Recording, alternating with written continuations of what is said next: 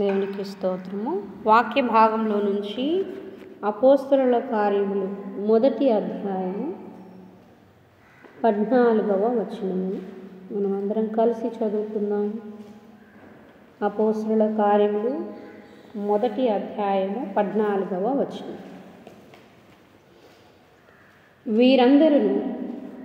వీరితో కూడా కొందరు స్త్రీలను యేసు తల్లి అయిన మరియయు ఆయన సహోదరులను ఏక మనసుతో ఎడతెగక ప్రార్థన చేయుచుండిరి.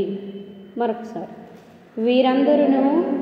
వీరితో కూడా కొందరు స్త్రీలను యేసు తల్లి అయిన మరియయు ఆయన సహోదరులను ఏక మనసుతో ఎడతెగక ప్రార్థన చేయుచుండిరి. చాలండి చదువుకున్న ఈ లేఖన భాగం.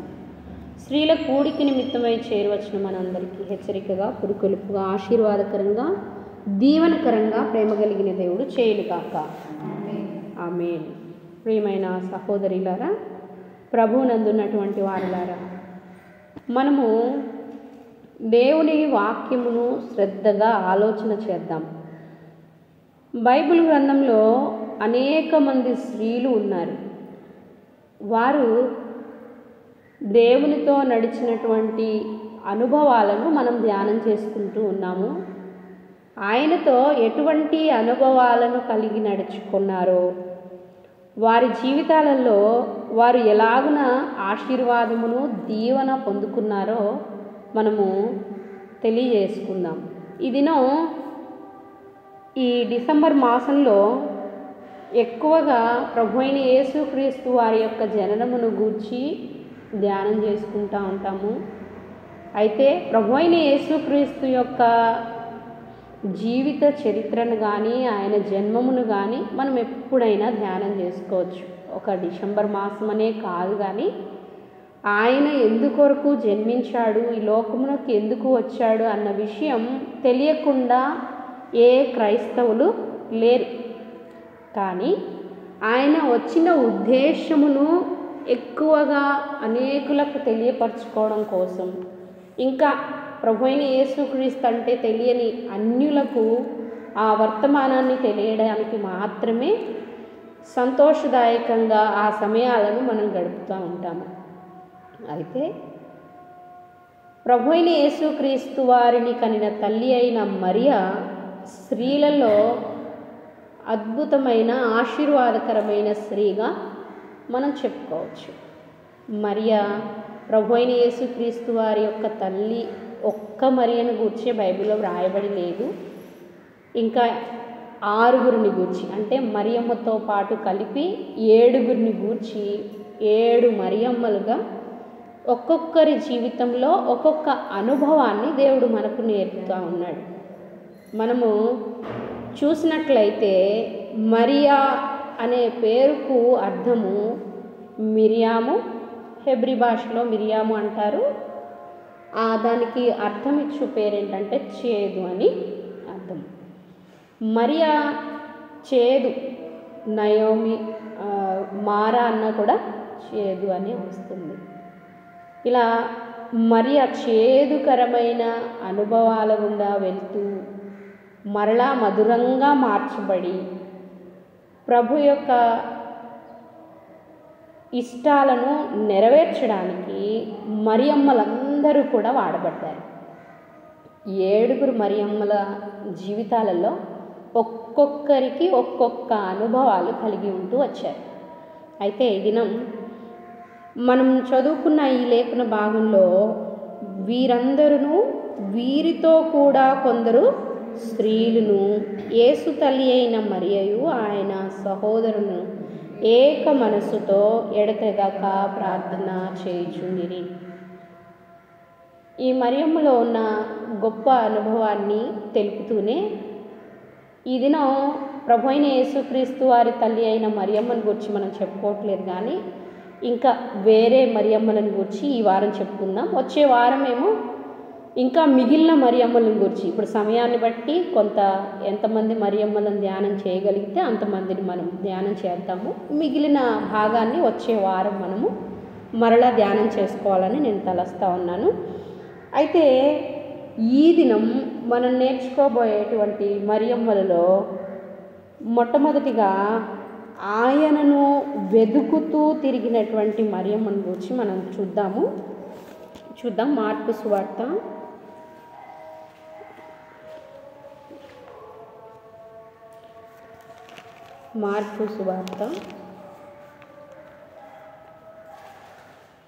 15వ అధ్యాయము. ప్రభువైన యేసుక్రీస్తు వారిని సమాధి చేసిన తర్వాత 3వ దినమున వారు ఆయన యొక్క దేహమునకు సుగంధ ద్రవ్యాలు పోయడానికి పరుగెత్తుకొని ఎంతో ఆసక్తితో వచ్చినటువంటి స్త్రీలలో ఒక మరియమ్మ ఉన్నారు. 2 మరియమ్మలు అక్కడ ఉన్నారు. అయితే ఈ దినం ఒక మరియమ్మను గూర్చి మనం చూద్దాం. మార్కు సువార్త 16వ అధ్యాయము 15వ అధ్యాయం 47వ వచనం చూడండి ఒకసారి. మగ్దలేనే మరియయు యోసే తల్లి అయిన మరియయు అవును, ఆయన ఉంచబడిన చోటు చూసి వారిద్దరూ ఆయన ఉంచబడ్డ చోటును చూశారు. 16వ వచనం. గడిచిపోగానే మగ్దలేనే మరియయు యాకోబు తల్లి అయిన మరియయు సొలొమేయు వచ్చి ఆయనకు పూయవలని సుగంధ ద్రవ్యములు కొనిరి. ఇక్కడ విశ్రాంతి దినము గడిచిపోగానే మగ్దలేనే మరియా, ఈ దినం మగ్దలేనే మరియను గురించి మనం ఆలోచన చేద్దాం. ఈవిడ మగ్దలేనే మరియగా పిలువబడింది. ఈమె సుగంధ ద్రవ్యాలను తీసుకొని ఆ స్త్రీలతో పాటు అక్కడికి వచ్చింది. అయితే యోహాను సువార్తకు వచ్చేసరికి 20వ అధ్యాయంలో, యోహాను సువార్త 20వ అధ్యాయం 1వ వచనం నుంచి ఇంచుమించు 18 వచనాల వరకు ఆమె ఏ పరిస్థితిలో గుండా వెళ్ళింది, అక్కడ ఆమె ఏమి చూసింది అనేది వ్రాయబడి ఉంది. 20వ అధ్యాయం 1వ వచనంలో, ఆదివారమున ఇంకనూ చీకటిగా ఉన్నప్పుడు సమాధి యొద్దకు వచ్చి సమాధి మీద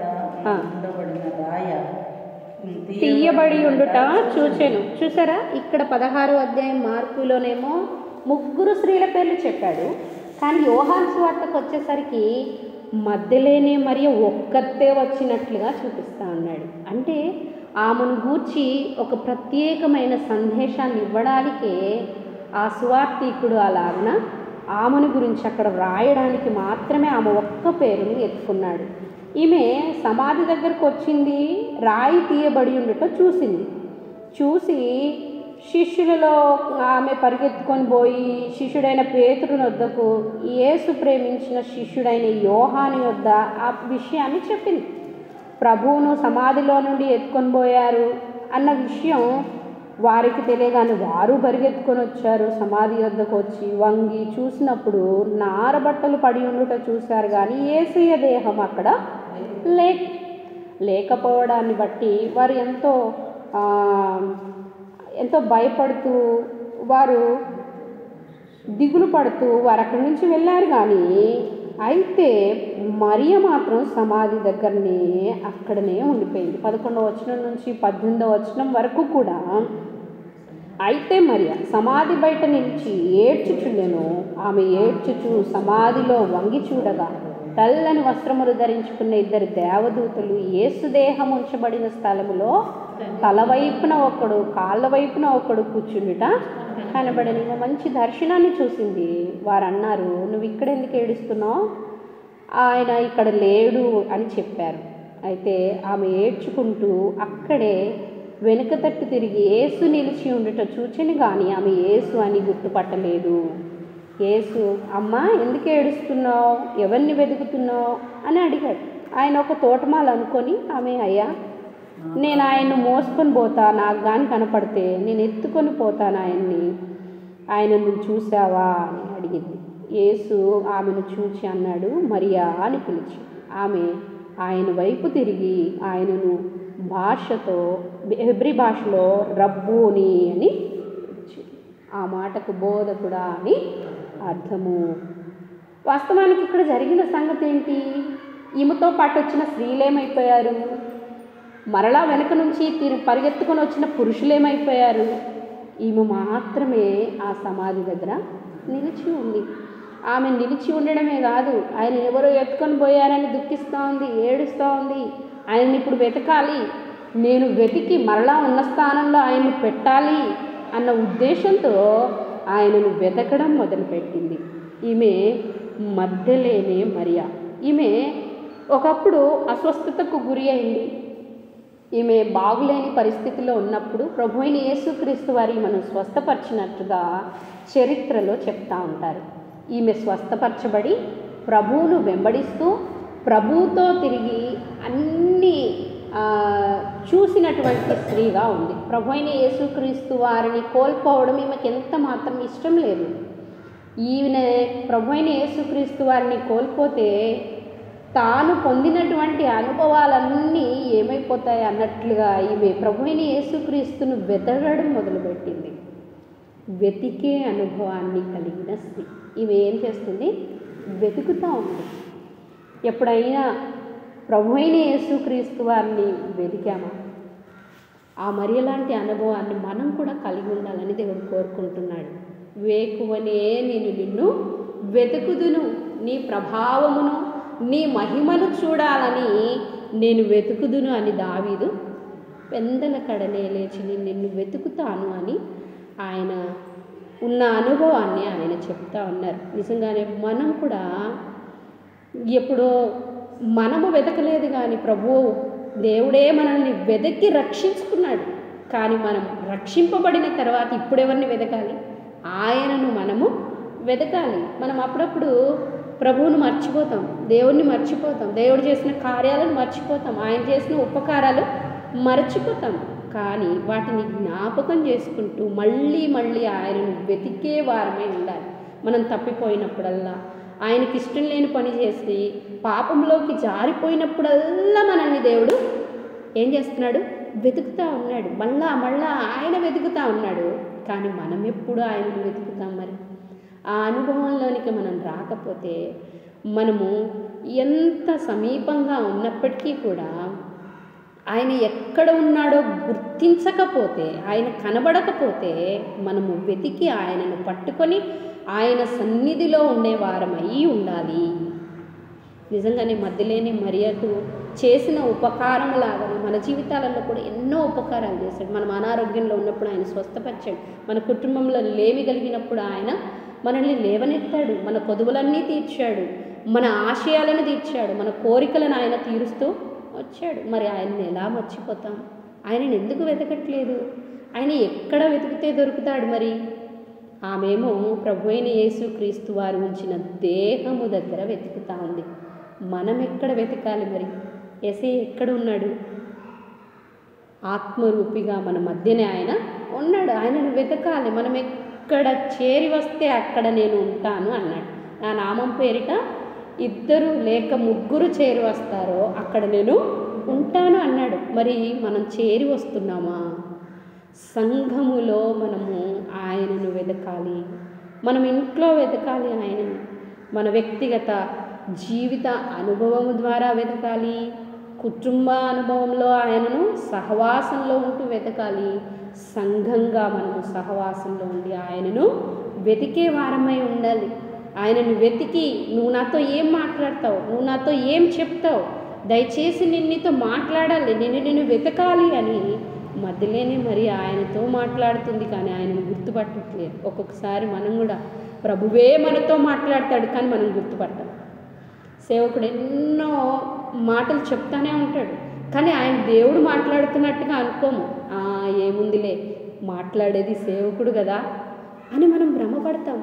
మనకు అర్థం కాదు దేవుడు మాట్లాడుతున్నాడు అని. ఈమె కూడా అంతే, తోటమాలి అనుకుంటా ఉంది.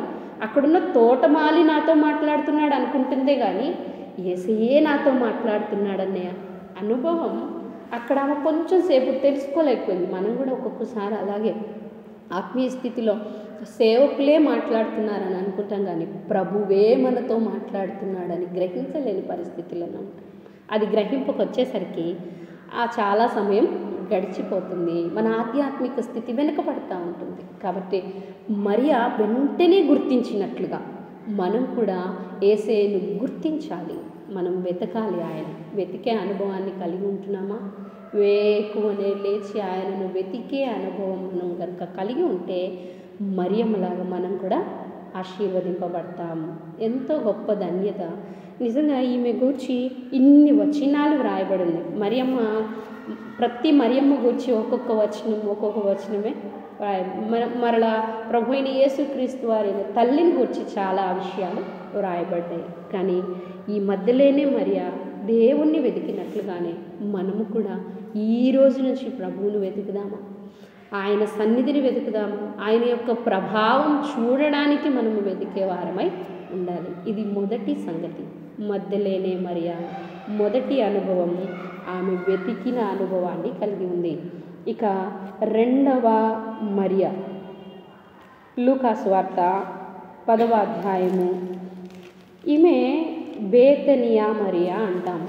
ప్రభు అయిన యేసుక్రీస్తు వారు బేతనియా అనే ప్రాంతానికి వెళ్ళినప్పుడల్లా వాళ్ళ ఇంట్లో బస చేస్తాడు. వాళ్ళ ఇంట్లోనే ఆయన సందేశాలను ఇస్తూ ఉంటాడు, బోధిస్తూ ఉంటాడు.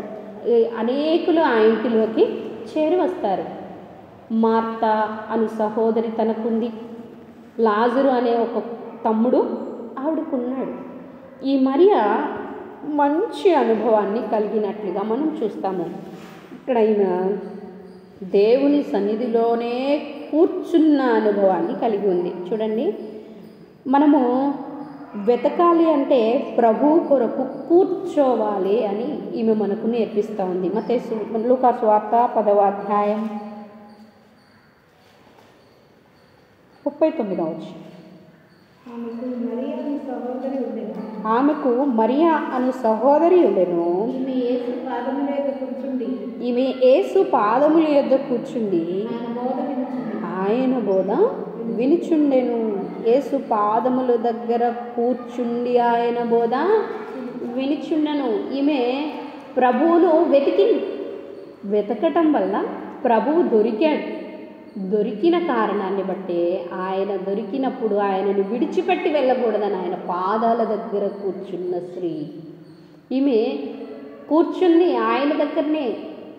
మళ్ళీ ఎక్కడికన్నా వెళ్ళిపోతాడేమోనని పాదాల దగ్గరే కూర్చొని ఉంది. నువ్వు ఎక్కడికి వెళ్ళొద్దు, ఇక్కడే కూర్చో అన్నట్టుగా ప్రభు పాదాల యొక్క కూర్చొని ఆయన చెప్తున్న బోధను వింటాంది. ఈమె కూర్చున్న స్త్రీగా మనం చూద్దాం. ఎందుకంటే మనం ప్రభు సన్నిధిలో కూర్చోవడానికి చాలా సమయం వెచ్చించట్లేదు ఈ దినాలలో. ఎందుకంటే మన జీవన వ్యవహారం అలా మారిపోయింది. ఎందుకంటే విస్తారమైన పనులను పెట్టుకుంటూ ఆయన సన్నిధిలో కూర్చోవడానికి మనం సమయం చాలట్లేదు. మన ఇంట్లో ఉన్నటువంటి పరిస్థితులను బట్టి కొన్ని పనులను ఏర్పాటు చేసుకుంటూ ఉంటాము. ఆర్థికంగా మనకు లోటు కలుగుతుందని పనులు పెట్టుకోవడమే కాకుండా ఇంట్లో స్త్రీలంగా మనకు ఎన్నో విస్తారమైన పనులు ఉంటూ ఉంటాయి. ఇంటిని శుభ్రపరచడం, ఇంట్లో వర్క్ చేసుకోవడం, వంట చేయడం, బట్టలు పిండడం, పాత్రలు తోమడం, ఇలాంటి విస్తారమైన పనులను పెట్టుకొని మనము దేవునితో కూర్చోనే అనుభవాన్ని కోల్పోతూ ఉన్నాం. ఈ కూర్చునే అనుభవాన్ని మనం ఎప్పుడు కలిగి ఉండాలి. ఆయన్ను వెతికాము, ఇక మరి కూర్చోకపోతే ఎలాగా? వెతికిన తర్వాత, ఆయన దొరికిన తర్వాత ఆయనతో కాసేపు గడపకపోతే ఆయన ఉంటాడా? మన కోసం ఉండడు. మధ్యలోనే మరియా వెతికింది, ఆయన దగ్గర కాసేపు ఉంటేనే ఆయన మరలా ఉంటాడు. మరి ఈ మరియా, ఈ బేతనియా మరియా ఆయన దగ్గర కూర్చున్న అనుభవాన్ని కలిగి ఉంది. మనం కూర్చుంటున్నామా ప్రభు సన్నిధిలో? మధ్యలోనే మరియా వెతికినట్లుగా వెతకాలి. బేతనియా మరియా కూర్చున్న అనుభవాన్ని మనము వచ్చేవారు. అందుకే అన్నాడు కదా, ఈమె ఉత్తమమైన దానిని ఏర్పరచుకొనును, అది ఆమె యొద్ద నుండి తీసివేయబడదు. కూర్చునే అనుభవం ఉత్తమమైనది అంట. ఎంతో ఉత్తమమైందని దేవుడే దానికి ఒక మంచి సర్టిఫికెట్ కూడా ఇచ్చేస్తున్నాడు. మరి ఈ ఉత్తమమైన అనుభవాన్ని ఎందుకు కోల్పోతున్నాం మనం? ఈ ఉత్తమమైన అనుభవాన్ని కోల్పోకుండా ప్రభు సన్నిధిలో బేతనియా మరియ వలె మనం కూర్చుందాం. ఆయన సన్నిధిలో కూర్చుంటే ఆయన బోధ వింటాం. ఆయన బోధ వింటే మన జీవితంలో గొప్ప మార్పు వస్తుంది. బేతనియా జీవితంలో ఎంతో గొప్ప మార్పు. యోహాను సువార్తకు వచ్చేసరికి 12వ అధ్యాయంలో ఆ మరియ అత్తరును తీసుకొచ్చి యేసయ్య పాదములకు చూసి పోసింది కదా, ఏం చేసింది? అత్తరు పోసి ఆయన ఆ అత్తరు వాసన ఇల్లంతా నిండెను అని ఉంటుంది చూడండి. ఆయన పాదములకు పూసి తన తల వెంట్రుకలతో తన పాదములను తుడిచెను అని 12వ అధ్యాయం 3వ వచనం. అప్పుడు మరియా మిక్కిలి విలువగల అచ్చజటామాంసి అత్తరు ఒక సేరున్నర ఎత్తు తీసుకొని యేసు పాదములకు పూసి తన తల వెంట్రుకలతో ఆయన పాదములను తుడిచెను. ఇల్లు ఆ అత్తరు వాసనతో నిండెను. నిజంగా ఈమె లాంటి ఎంతో గొప్ప స్థాయికి ఎదిగిపోయింది. ఇప్పుడు ప్రభు సన్నిధిలో కూర్చుంటే ఈమె బోధ వినటం ద్వారా ఆరాధన అనుభవాన్ని కూడా పొందుకుంది. ఆమె ఆరాధించడమే కాదు, ఆ ఇల్లంతా ఆ ఆరాధనలతో నిండిపోయింది. ఇప్పుడు మనం ఆరాధన చేస్తుంటే మన ఇల్లంతా ఆరాధన యొక్క ఆ యొక్క వాసన అంటే పరిశుద్ధాత్ముడు అక్కడ ఆరాధన చేత నింపబడడం అంటే మన ఇంట్లో వాళ్ళందరూ కూడా ఆరాధన చేయడానికి సిద్ధపడతారు, ఇష్టపడతారు కదా. మనం చేస్తున్న ఆరాధనను బట్టి వాళ్ళలో కూడా ఏం కలుగుతుంది? ఆరాధించాలనే భావం వారిలో ఉద్భవిస్తుంది. మరి మనం ఎలాంటి అనుభవాన్ని కలిగి ఉంటున్నాం? అసలు కూర్చోవడానికే ఇష్టపడకపోతే ఆయన బోధ ఎప్పుడు వింటాం? ఆయన బోధే వినకపోతే మనలో ఆయనను ఆరాధించే అనుభవం ఎక్కడి నుంచి వస్తుంది?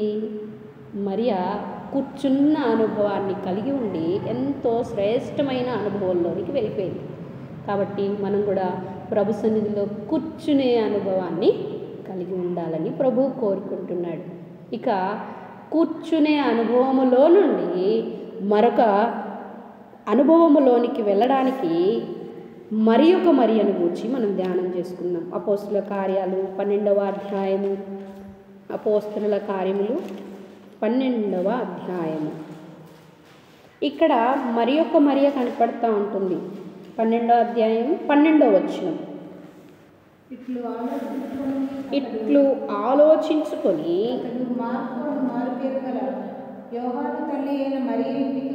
మార్కు అను మారు పేరు గల యోహాను తల్లి అయిన మరియ ఇంటికి వచ్చెను.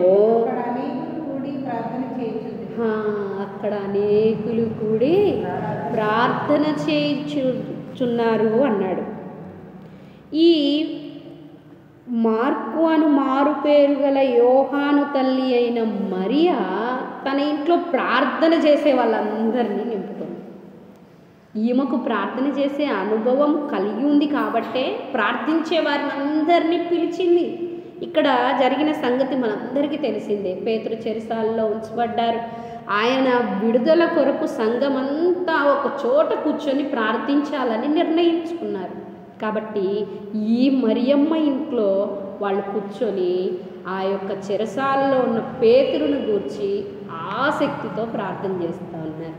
అనేకులు కూడుకున్నారు ఆ ఇంట. మరి మన ఇంట్లో ప్రార్థన అనుభవాన్ని కలిగిన అనుభవం మన జీవితంలో కలిగి ఉంటే అనేకులు కూడా మన ఇంటికి ఆహ్వానింపబడి మనతో పాటు ప్రార్థనలో ఏకీభవించేవారుగా ఉంటారు. మొట్టమొదటిగా మనమే ప్రార్థన చేయకపోతే మన ఇంట్లో వారు, మన భర్త, మన పిల్లలు, మనతో ఉన్నటువంటి మనం చేర్చుకోబోయేవారు వాళ్ళందరూ ఎలా ప్రార్థన చేస్తారు? మనమే ప్రార్థన చేసే ఒక మంచి అనుభవం కలిగినటువంటి వారంగా ఉండాలి. ప్రార్థనే మనకు ఒక ఆయుధం, మనకు అది విజయాన్ని కలగజేస్తుంది. ఆ ప్రార్థన అనుభవాన్ని మనం కలిగి ఉండాలని ఈ మరియ మనకు చెప్తా ఉంది. మొట్టమొదటిగా మనం చూసిన మరియలో మధ్యలేనే మరియ యొక్క అనుభవం ఏంటి? ఆయనను వెదికింది. బెతనియా మరియ యొక్క అనుభవం కూర్చున్నది ఆయన సన్నిధిలో. 3వ అనుభవం ప్రార్థన చేసిన అనుభవాన్ని కలిగి ఉన్న మరియ. ఇలా ఈ 3 అనుభవాలతో మనము నింపబడాలని దేవుడు కోరుకుంటా ఉన్నాడు.